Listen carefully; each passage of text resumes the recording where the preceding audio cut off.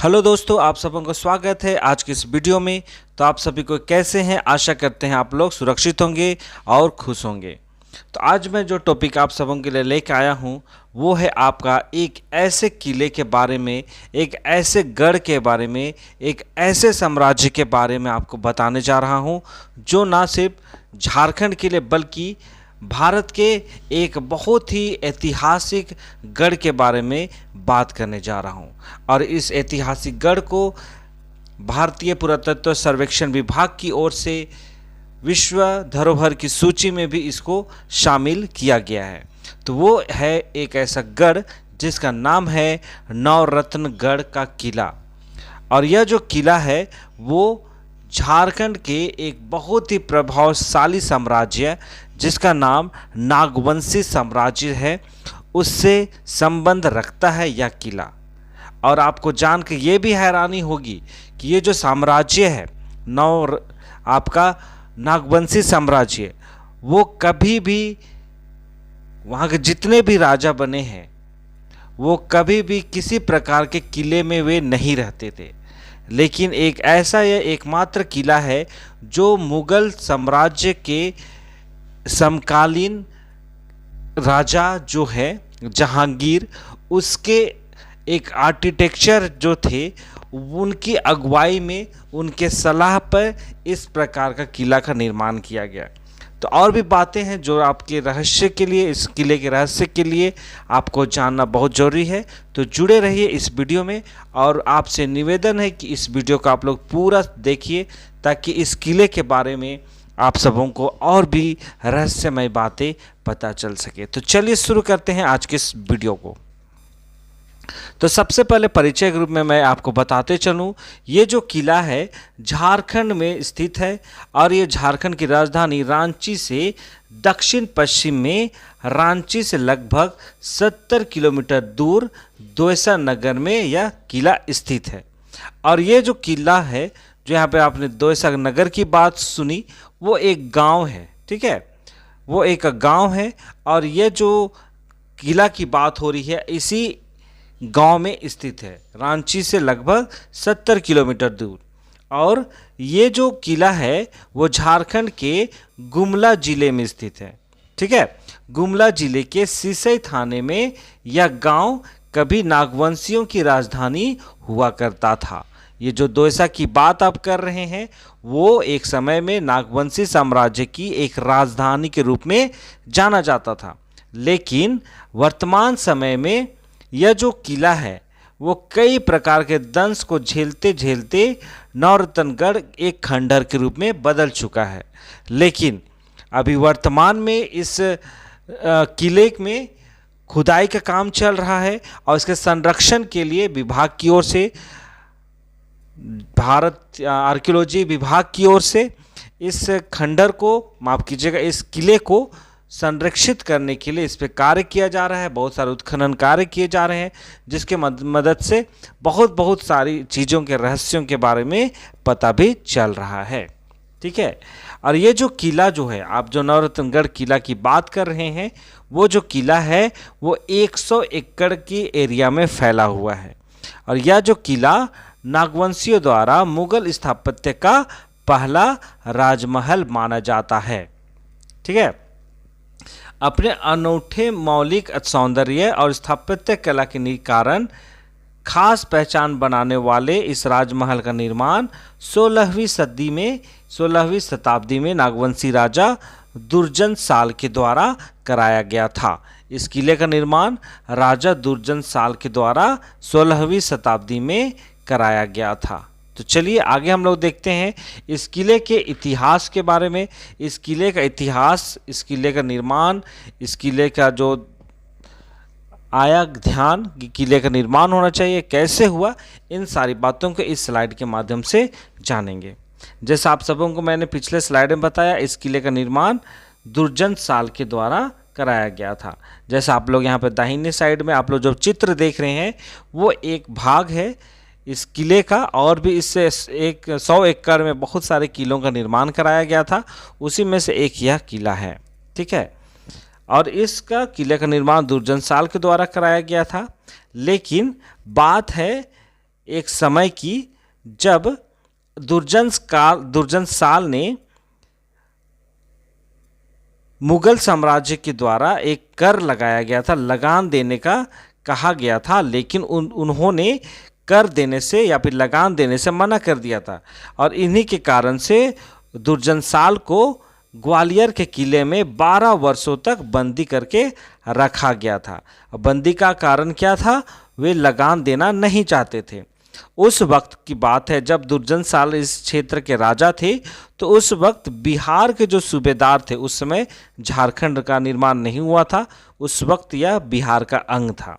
ठीक है, तो बिहार के जो सूबेदार थे जिनका नाम इब्राहिम खान है, उन्होंने 1615 ईस्वी में उन्हें बंदी बना लिया गया दुर्जनसाल को, और 12 साल के बाद उन्हें इस बंदी से आज़ादी उन्हें दे दिया गया। जहांगीर ने 2 हीरों में से सही हीरों को परखने के कारण इसे मतलब दुर्जनसाल को आज़ाद कर दिया गया। ठीक है, 12,000 का लगान देने की बात को लेके उन्हें रिहा कर दिया गया। ठीक है, 12 वर्षों के बाद। ठीक है, और उन्हीं समय में जब वे रिहा हो जाते हैं तो उन दिनों नागवंशी राजा की जो राजधानी हुआ करती थी, जब दुर्जनसाल को गिरफ्तार कर लिया गया था, उस वक्त पे नागवंशी साम्राज्य की राजधानी खुखरागढ़ को माना जाता था।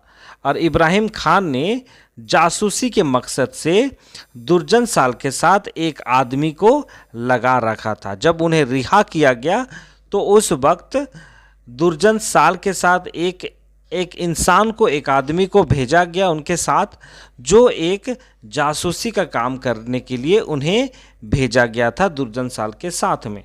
ठीक है, और जो व्यक्ति उसके साथ गया था वो एक आर्किटेक्ट था। ठीक है, वो एक आर्किटेक्ट था। हालांकि नागवंशी राजा कभी महल बनाकर नहीं रहते थे, वो अपनी प्रजा के साथ घुल मिल करके रहा करते थे। जो भी राजा बनते थे वे महलों में नहीं रहते थे, वे आपस में जितने भी जनता के लोग हैं उन लोगों के साथ वे मिल के रहने का काम करते थे। तो राजा का जो आवास प्रजा से थोड़ा बड़ा होता था। ठीक है, जो यहाँ पे मैंने आपको बताया कि वे लोग घुल मिल के रहते थे, लेकिन उनका जो घर था अन्यों के मुकाबले थोड़ा बड़ा होता था। ठीक है, और दुर्जनसाल को उसी आर्किटेक्ट ने मुगल सम्राटों जैसा एक महल बनाने का सुझाव भी दिया था। और दुर्जनसाल जब कैद के दौरान ग्वालियर में महलों की शान शौकत को देख चुका था कि किस प्रकार का शानो शौकत होता है इस महल के जीवन में, तो इसलिए जब आर्किटेक्ट ने उन्हें सलाह दिया, सुझाव दिया कि वे भी एक महल का निर्माण करें, तो उस आर्किटेक्ट का जो सुझाव जो दिया गया था उस पर वे राजी हो जाते हैं और दोयसा नामक गांव में किले की नींव रखते हैं। वहीं अपना आलीशान नौरत्नगढ़ का किला बनाते हैं और इस किला को झारखंड का हम्पी भी कहा जाता है। ठीक है, झारखंड का हम्पी इसको कहा जाता है।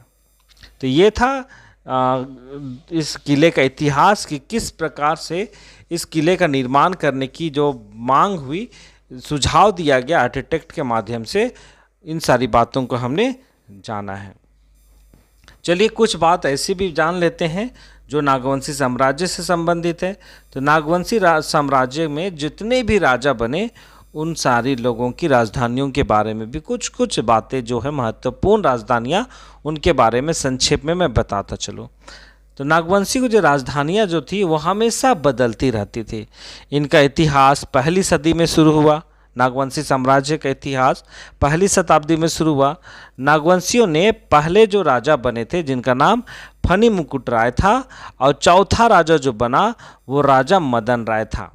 तो फनी मुकुट से लेके राजा मदन राय तक उनकी राजधानी सुतियांबे को ही माना जाता था। लेकिन जब 5वां राजा बनता है प्रताप राय करके, उन्होंने अपनी राजधानी सन 307 ईस्वी में वे चुटिया ले जाते हैं, जो रांची के शहर में ही स्थित है। ठीक है, चुटिया ले जाते हैं। फिर जब 29वें राजा का जब राज्य अभिषेक होता है तो उस समय जो 29वें राजा जो थे वह भीमकन थे, जिन्होंने 1079 ईस्वी में अपनी राजधानी को खुखरागढ़ ले जाते हैं। और उसके बाद जो 45वें राजा जो बनते हैं दुर्जनशाल बनते हैं और उन्होंने अपनी राजधानी को दोसागढ़ ले जाते हैं। तो ये सारी बातें हैं। चलिए आगे हम लोग देखेंगे इस किले की संरचना के बारे में। जैसे आप लोगों को पहले मैं चित्र दिखा दूं, ये जो आप लोग जो चित्र देख रहे हैं इसी संबंधित है संरचना के बारे में, आपने गौर से देख लिया होगा। चलिए संरचना के बारे में हम लोग देखते हैं कि ये जो नौरतनगढ़ का जो किला की बात हो रही है वो 5 मंजिला है। ठीक है, 5 मंजिला है और हर मंजिल पर 9-9 कमरे हैं। गढ़ के चारों ओर मंदिर हुआ करता था। मंदिर में अब बनी सुरंग से गढ़ में आना जाना किया जा सकता था।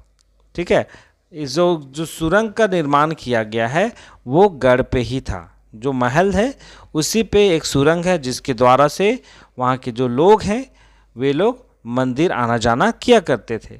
और वर्तमान समय में एक जो किले का एक मंजिल जो है वो ज़मीन में धंस चुका है। लेकिन मैं आप सबों को बताते चलूँ कि जो अभी वर्तमान में जो उत्खनन कार्य चल रहा है उसके द्वारा उत्खनन के माध्यम से जो ज़मीन पे धसी हुई जो एक जो मंजिल था उसको खोद करके निकाल दिया गया है और इससे हमें साफ पता चल जा रहा है कि इस पे 5 मंजिला था। ठीक है, जैसे आप सबों को पता है कि इसलिए 4 ही मंजिल दिखाई दे रहा है। जैसे मैं आप सबों को चित्र दिखा दूं, जैसे यहाँ पे आप लोग देख रहे हैं, यहाँ पे सिर्फ और सिर्फ आपको क्या दिखाई दे रहा है, 4 मंजिल ही दिखाई देगा। लेकिन इसका जो निचला भाग है वो ज़मीन पे धंसा हुआ है, ऐसा कहा गया। लेकिन अभी उत्खनन किया गया, खुदाई की गई और वो 1 मंजिला को खोज निकाला गया। ठीक है, आगे चलिए। और जो मंजिला की बात हो रही, किलों के चारों तरफ सुरक्षा कर्मियों के लिए कोठरियां बना हुआ था किले में ही। और इस किले का निर्माण का जो इस्तेमाल किया गया है निर्माण करने के लिए उस पर चूना, सुर्खी और लाहौरी ईंटों की सामग्री मुगल काल के स्थापत्य को दर्शाता है। जो ये किला का जो निर्माण किया गया है, अगर आप उसके स्थापत्य कला को देखेंगे तो पूरी की पूरी मुगल स्थापत्य कला का झलक यहाँ पे देखने को मिलता है। ठीक है, और रानी के रहने के लिए किले में अलग से एक भवन का निर्माण किया गया था। रानी के नहाने के लिए तालाब भी अलग से बनाया गया था और किले से तालाब तक जाने के लिए एक सुरंग का भी निर्माण किया गया था। जैसा आप लोग यहाँ पे चित्र देख रहे हैं, ये है आपका रानी का किला। ठीक है, चलिए अब हम लोग जानेंगे एक ऐसी राजधानी के बारे में जो इतिहास के माध्यम से अगर हम लोग देखते हैं तो वो नागवंशी साम्राज्य की एक आखिरी राजधानी के रूप में जाना जाता है और वो राजधानी का नाम है रातूगढ़। ठीक है, जैसा आप लोग यहाँ पे चित्र देख रहे हैं, ये है रातू का किला जो आपका इस साम्राज्य की आखिरी राजधानी के रूप में माना जाता है। और वर्तमान समय में भी यह साम्राज्य में इस साम्राज्य के जितने भी लोग हैं वे अभी भी इस महल में रहते हैं। ठीक है, जिसमें से जो मुख्य जो राजा थे उनका निधन हो चुका है और अभी उनके परिवार के लोग जो हैं वे लोग रहते हैं। तो जो ये रातू का किला है उसका जो निर्माण की बात की जाए तो वो है 1585 ईस्वी में किया गया था और नौरतनगढ़ को छोड़कर यहाँ 91 जो राजा थे जिनका नाम यदुनाथ शाह था, उन्होंने 1707 ईस्वी में पालकोट चले गए थे। ठीक है, रातू उनकी आखिरी राजधानी मानी जाती है। इस किले को वर्ल्ड हेरिटेज में भी शामिल करने की मांग चल रही है वर्तमान समय में। हालांकि किला आज अपने स्वरूप में नहीं है लेकिन अपने स्वर्णिम इतिहास को बखूबी बयां करता है। झारखंड का प्रमुख यादगार स्मारकों में नौरतनगढ़ का किला को शुमार किया गया है और शासन की ओर से इसके रखरखाव के प्रति बढ़ी चेतना ने फिर से इसे दर्शनीय बनाने की ठानी है। जो सरकार की ओर से या फिर पर्यटन विभाग की ओर से या फिर आर्कियोलॉजिकल सर्वे ऑफ इंडिया की ओर से किले को जो नौरतनगढ़ के किला की बात है उसके रख रखाव के लिए जो जागरूकता फैली है वो बहुत ही तारीफ के काबिल है। ठीक है, जो राज्य सरकार है अब राज्य में पर्यटन को बढ़ावा देने के लिए काफ़ी काम कर रही है। इसलिए उम्मीद है कि किले के जीर्णोद्धार के लिए कदम उठाए जाएंगे। वह दिन दूर नहीं जब नवरत्नगढ़ का किला अपने पूर्व रूप में जगमगाएगा और नई पीढ़ी स्वर्णिम इतिहास के दर्शन कर पाएंगे और इससे झारखंड पर्यटन को एक नया आयाम भी मिल सकता है। तो ये था आपका नवरत्नगढ़ का किला के बारे में एक जानकारी, जो बहुत सारी बातें हैं, जो नई नई बातें हैं जो आप सबों को पता चली होगी। तो इस किले का जो काम है वो वर्तमान समय में चल रहा है, उनका जीर्णोद्धार का जो काम है वो चल रहा है और यह जो किला है जल्द ही एक राष्ट्रीय में माने पूरे भारत में एक चर्चा का विषय भी बनेगा और यह किले में बहुत सारे पर्यटन आएंगे जो इस इतिहास को, झारखंड के इतिहास को पूरे भारत में जानने का काम किया जाएगा। तो ये था आज का ऐतिहासिक नवरत्नगढ़ का किला के बारे में बहुत सारी अच्छी अच्छी बातें, जानकारियाँ जो रहस्य के लिए भी काफ़ी फ़ायदेमंद है और बहुत सारी बातें हैं जिनको हम लोग जान पाए हैं, जिसको हम लोग नहीं जानते थे। तो चलिए इसी के साथ आज की इस वीडियो को मैं यहीं पे समाप्त करता हूँ। वीडियो आप सबों को कैसा लगा? वीडियो अगर पसंद आया होगा, वीडियो के माध्यम से आप सबों को कुछ भी जानकारी मिली होगी, तो आप लोग वीडियो को ज़रूर से ज़रूर लाइक कीजिएगा, वीडियो को शेयर ज़रूर कीजिएगा और जो लोग चैनल में नए हैं वो लोग चैनल को सब्सक्राइब कीजिए, बेल आइकन को प्रेस कीजिए ताकि इसी तरह के जो वीडियो हैं आप सबों को मिलते रहेंगे। ठीक है, तब तक अपना ध्यान दीजिए। मिलते हैं एक नए वीडियो के साथ। सुरक्षित रहिए और खुश रहिए। बहुत बहुत धन्यवाद।